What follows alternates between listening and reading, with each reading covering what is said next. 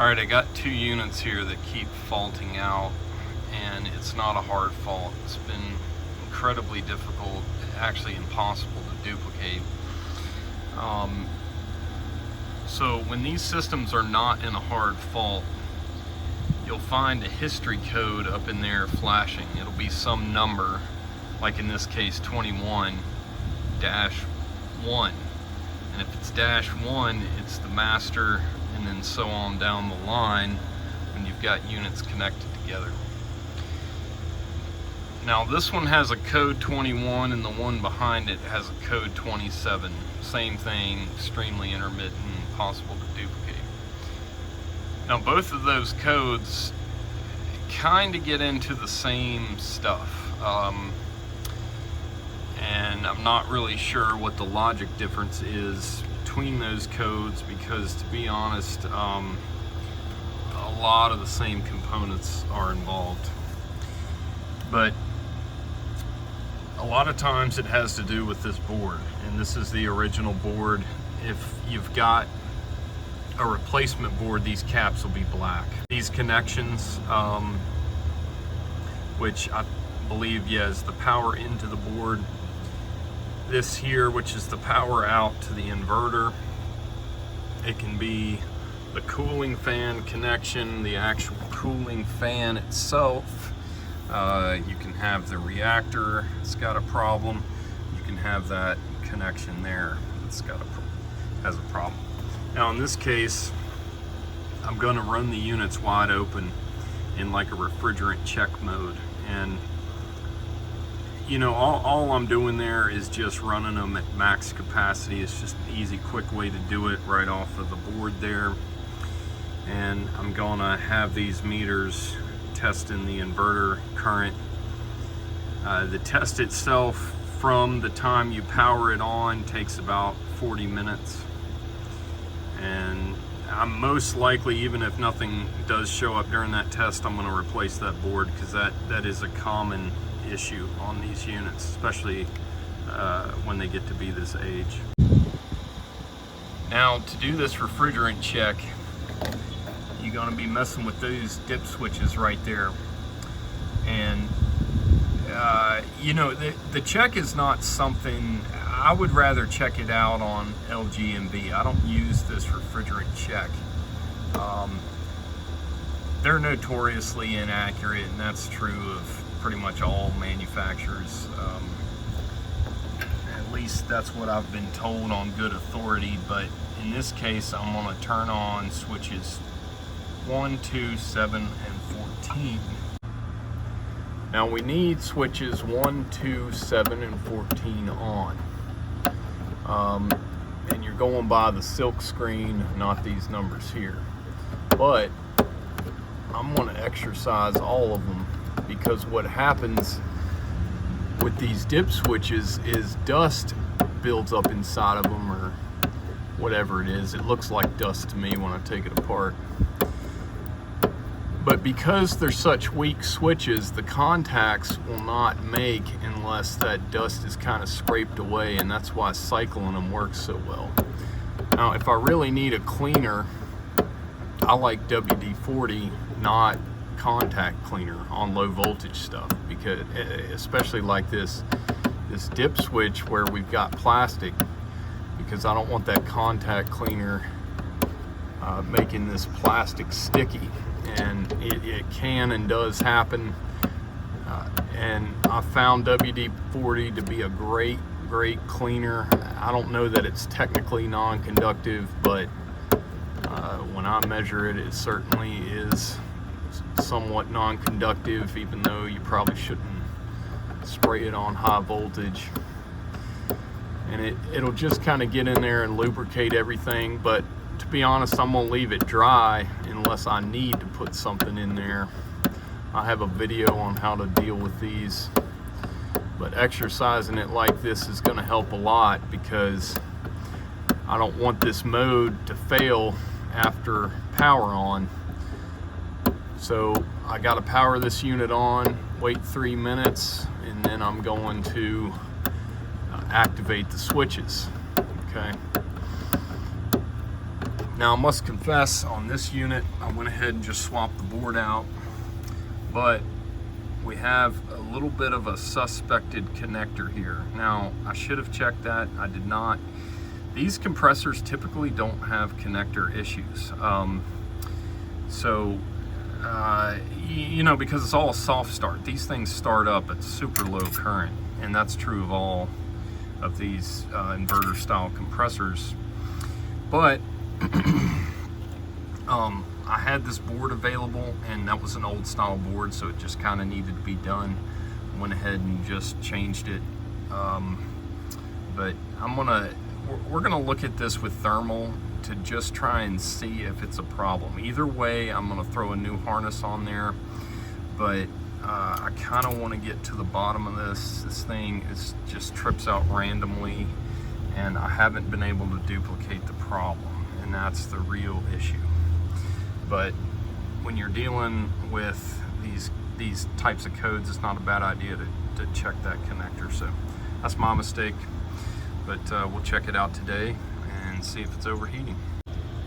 Quick tip on your meters here, always write somewhere how you disable auto power off. That's really important for logging and whatnot. Whenever you're setting up like a min-max kind of logging situation, always disable that power off, because that's gonna screw you up pretty bad. So make sure you know how to do that on your meter. I'm gonna set these up on the blue. Not that it matters that much really, but I'm gonna power on everything. I'm gonna wait 3 minutes, activate the dips, go through that whole process, and then I'm just gonna log these inverters, try to catch them if they're cutting out or whatever they're doing. Might take a couple of readings on this board to try to see, you know, if something's overheating or something weird going on. And I want to make sure that this fan is doing good. So let's get to it. All right, here's what I'm doing here. 1, 2, 7, 14 on. And then I'm gonna hold, let's see here. I'm gonna hold this button until it's saying 608, even though it says clearly to hold this button to get to 608. It says nothing about that to get to 618. So you do need to hold this again in order for it to get to 618. Here's our inverter current steadily going up. You can hear the meter beeping as it's recording new maximums. Now, one thing you want, I like the live reading, and that's normally min-max flashing. So if you're gonna cycle through, you're gonna see, you know, max and min, and then you've got the live reading, and this is flashing to show you it's logging the max and the min, but it's showing live reading. I know this is hard to see, it's ridiculously hard to film. Let's go in here. Yeah, that's too hot for that. All right, you can see on this board what's getting hot, and that's a little too hot for my liking, is this right here. And those are probably related to the driving of the main MOSFETs or whatever they've got back there, but the connector itself is pretty cool. But we look in here and we're not seeing that same heat. So let's go back to the other unit and check out that bank of components.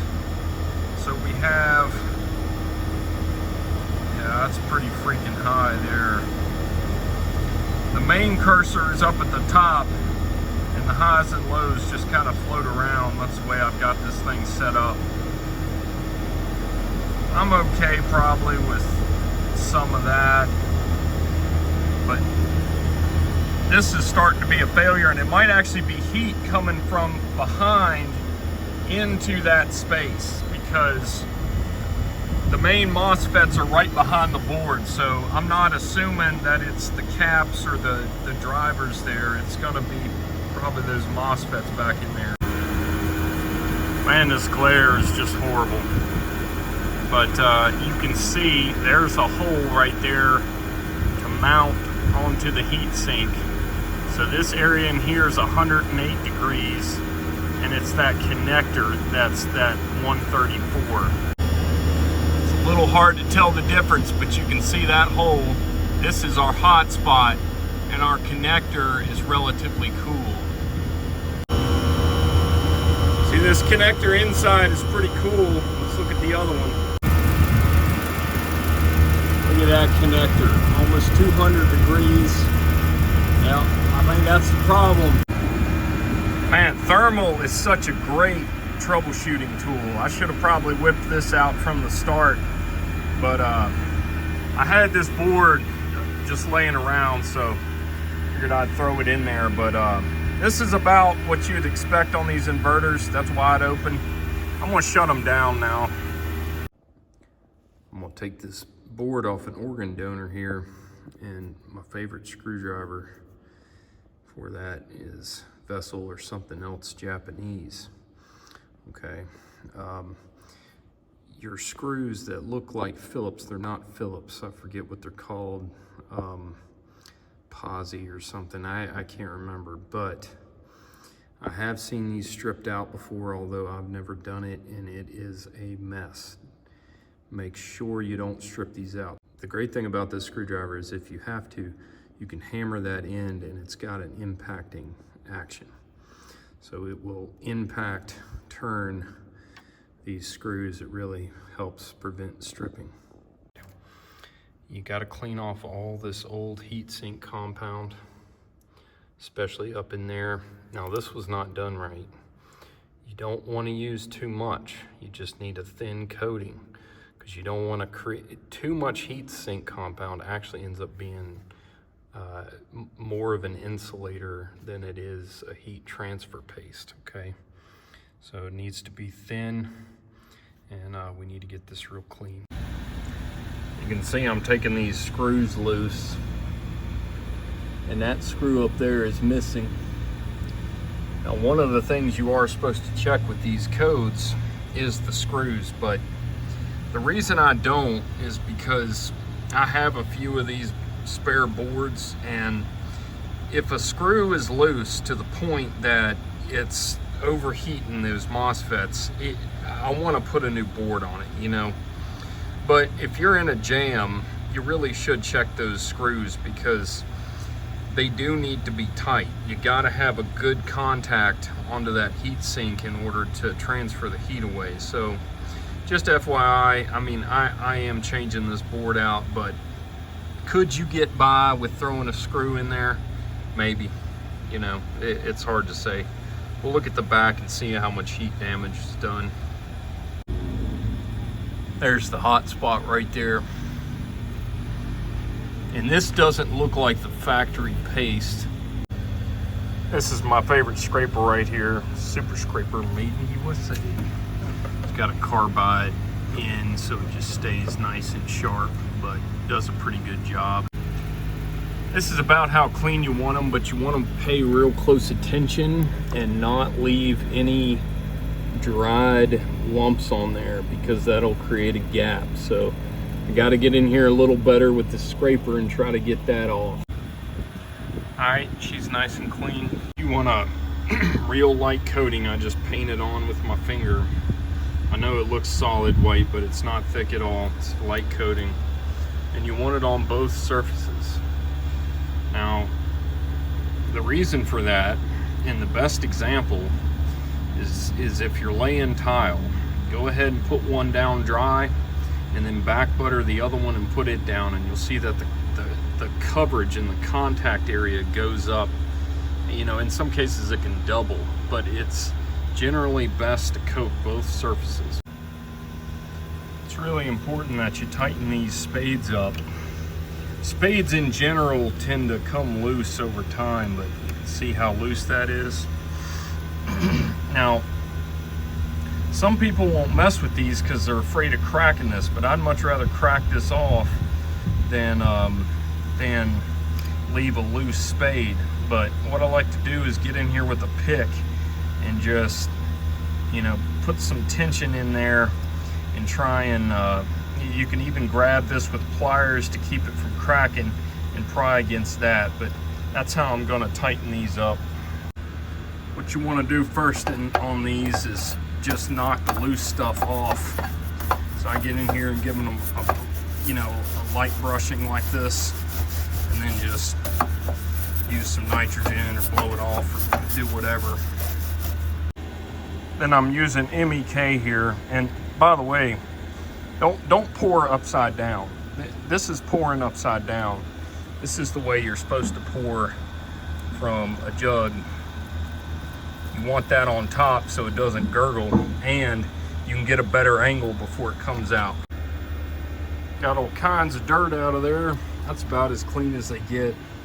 That right there is more like a stain, I guess. That side came off just fine.